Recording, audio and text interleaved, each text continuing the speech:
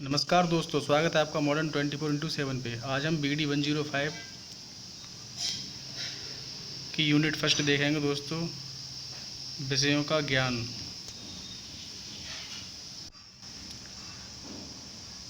ख्वाहिश भले ही छोटी सी हो, लेकिन उसे पूरा करने के लिए दिल जिद्दी होना चाहिए। ये कमेंट आया था दोस्तों एक स्वाति पाल नाम से, तो इसलिए मैं बता रहा हूँ आपको। अच्छा लगा मुझे कमेंट, इसलिए आपको बता दिया है। स्वाति पाल नाम से ये कमेंट आया था दोस्तों। चलिए देखते हैं क्वेश्चन नंबर 1। ज्ञान सर्वोच्च गुण है। यह परिभाषा है सुकरात की।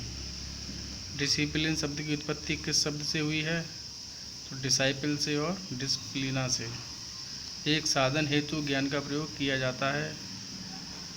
अधिगम हेतु, बोध हेतु और प्रयोग हेतु, तीनों राइट आंसर होंगे।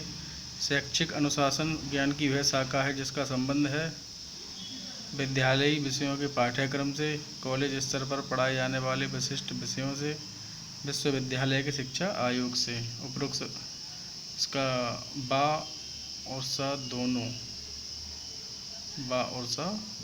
होंगे दोस्तों। शैक्षिक अनुशासन ज्ञान की वह शाखा है जिसका संबंध है तो कॉलेज स्तर पर पढ़ाए जाने वाले विशिष्ट विषयों से और विश्वविद्यालय के शिक्षा आयोग से। यानी इसमें ये विद्यालय विषयों के पाठ्यक्रम से नहीं होगा दोस्तों। बा और सा दोनों होंगे। चलिए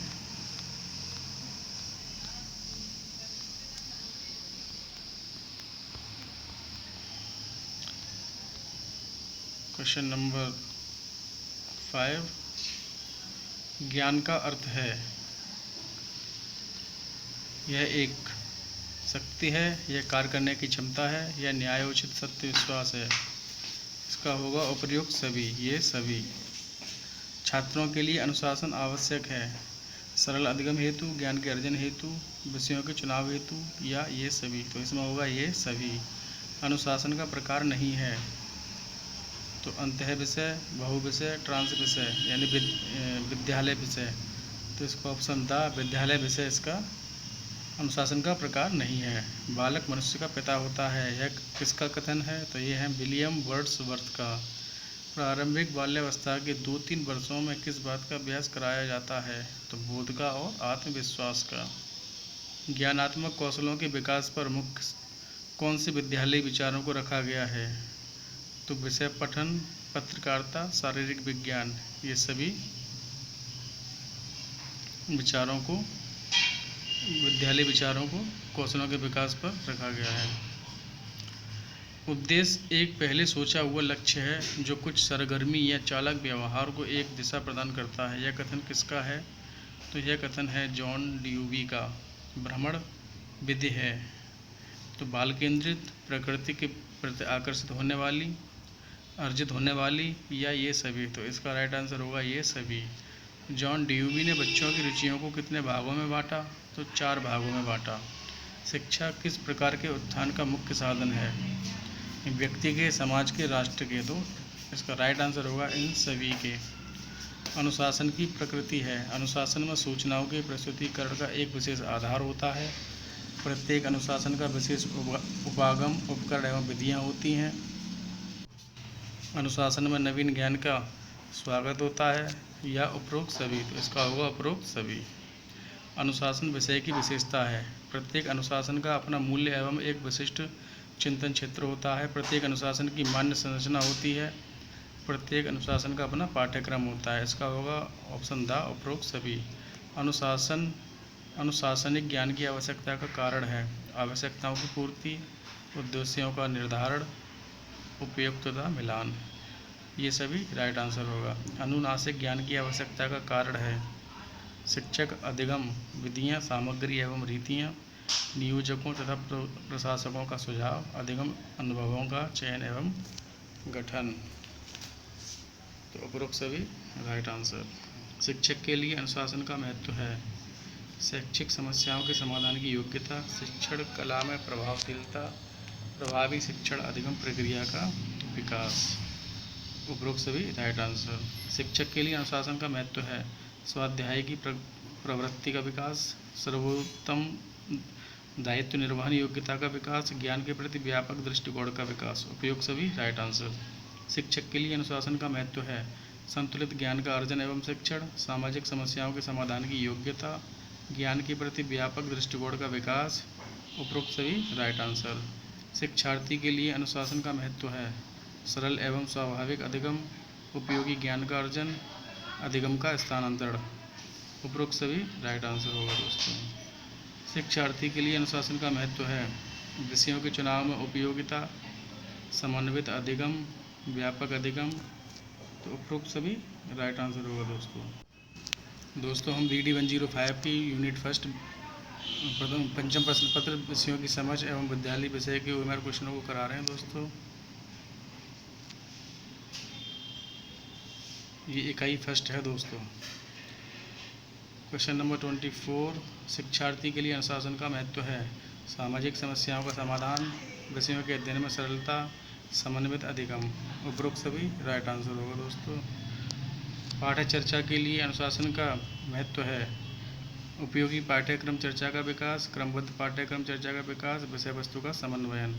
उपरोक्त सभी राइट आंसर। पाठ्य चर्चा के लिए अनुशासन का महत्व है जीवन से संबंधित पाठ्य चर्चा का विकास, सामान्य से विशिष्ट की ओर पाठ्य चर्चा का विकास, सिद्धांत एवं व्यवहार की समन्वित पाठ्य चर्चा। उपरोक्त सभी राइट आंसर। पाठ्य चर्चा के लिए अनुशासन का महत्व है शैक्षिक उद्देश्यों की पूर्ति हेतु पाठ्यक्रम पाठ्य चर्चा का विकास, स्तर अनुकूल पाठ्य चर्चा का विकास, सिद्धांत एवं व्यवहार की समन्वित पाठ्य चर्चा।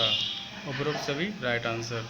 अनुशासनिक ज्ञान किस क्षेत्र पर प्रभाव डालता है? विद्यालय प्रशासन में, कक्षा शिक्षण में, उचित व्यवहार में। इसका राइट आंसर होगा इन सभी में। अनुशासनिक ज्ञान का प्रभाव पड़ता है उत्तम चरित्र के निर्माण में, विद्यालय में सुसंबंधों की स्थापना में, विद्यालय की प्रतिष्ठा के प्रभाव में। इसका राइट आंसर होगा उपरोक्त सभी में। अनुशासन विषयों की सीमा है अनुशासनिक संरचना का ठोस एवं निश्चित आधार न होने के कारण सिद्धांत एवं व्यवहार में अंतर बढ़ जाता है। पाठ्य चर्चा में ज्ञान के सभी उपखंडों को समाहित नहीं किया जा सकता है। पाठ्य चर्चा में भिन्न भिन्न विषयों को महत्व बढ़ने से सामान्य विशेषज्ञों की इनके निर्माण एवं विकास कार्य में कोई महत्वपूर्ण भूमिका नहीं रह जाती है। तो उपरोक्त सभी राइट आंसर होगा दोस्तों। क्वेश्चन नंबर 31, अनुशासन विषयों का प्रकार है मूल अनुशासन, अंतः विषय, बहु विषय। ये सभी राइट आंसर होगा दोस्तों। अनुशासन विषयों का प्रकार है ट्रांस विषयी, समेकित अनुशासन, सुसंबद्ध अनुशासन। ये सभी तो ऑप्शन था ये सभी राइट आंसर। अनुशासन विषयों का प्रकार है तो विशुद्ध, मिश्रित और समेकित अनुशासन। ये तीनों ही अनुशासन विषयों के प्रकार हैं। कोर पाठ्यक्रम में किन विषयों को अनिवार्य रूप से स्थान दिया गया है? तो स्वास्थ्य शिक्षा एवं सामाजिक प्रशिक्षण, कला संगीत एवं प्रयोगात्मक कार्य, विज्ञान। उपरोक्त सभी राइट आंसर होगा दोस्तों। आधुनिक विचारधारा अध्ययन के विभिन्न क्षेत्रों के विद्वान अंतर्विद्या अध्ययन के पक्ष में है। यह कथन है ब्रूवेकर का। समेकित दृष्टिकोण का आधार है ज्ञान को इकाई मानना, राष्ट्रीय लक्ष्यों की प्राप्ति, शैक्षिक सुधार। ये सभी राइट आंसर। अनुशासन के वर्गीकरण का आधार है परंपरागत आधार, कार्यात्मक आधार, मानव व्यवहार का आधार। ये सभी राइट आंसर। अनुशासन के वर्गीकरण के परंपरागत आधार में शामिल विषय वर्ग है प्राकृतिक विज्ञान वर्ग, सामाजिक विज्ञान वर्ग, मानविकी वर्ग। ये सभी राइट आंसर होगा दोस्तों। अनुशासन के वर्गीकरण के परंपरागत आधार पर कितने अनुशासित क्षेत्र निकलते हैं? तो 3 अनुशासित क्षेत्र निकलते हैं। अनुशासन के वर्गीकरण के कार्यात्मक आधार पर अनुशासन वर्ग माने जाते हैं तो प्राकृतिक विज्ञान वर्ग, मानविकी वर्ग, सामाजिक विज्ञान वर्ग। ये सभी कार्यात्मक आधार पर अनुशासन वर्ग माने जाते हैं। क्वेश्चन नंबर 41,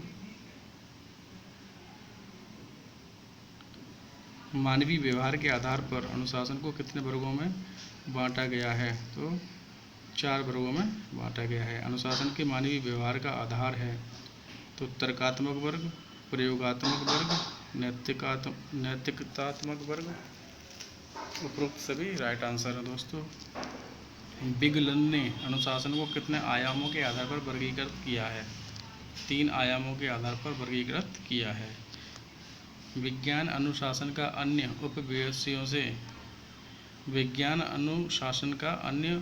उपविषयों से सहसंबद्ध किस रूप में है? रसायन विज्ञान का संबंध वनस्पति विज्ञान के कृत्रिम खाद, पानी, हवा आदि से स्पष्ट किया जा सकता है। परमाणु का उपयोग भौतिक विज्ञान तथा रसायन विज्ञान के उपनियमों में किया जाता है। पत्तियों द्वारा वायु से कार्बन लेना भौतिक विज्ञान तथा वनस्पति विज्ञान के परस्पर संबंधों की ओर संकेत करना है। तो उपरोक्त सभी राइट आंसर है दोस्तों।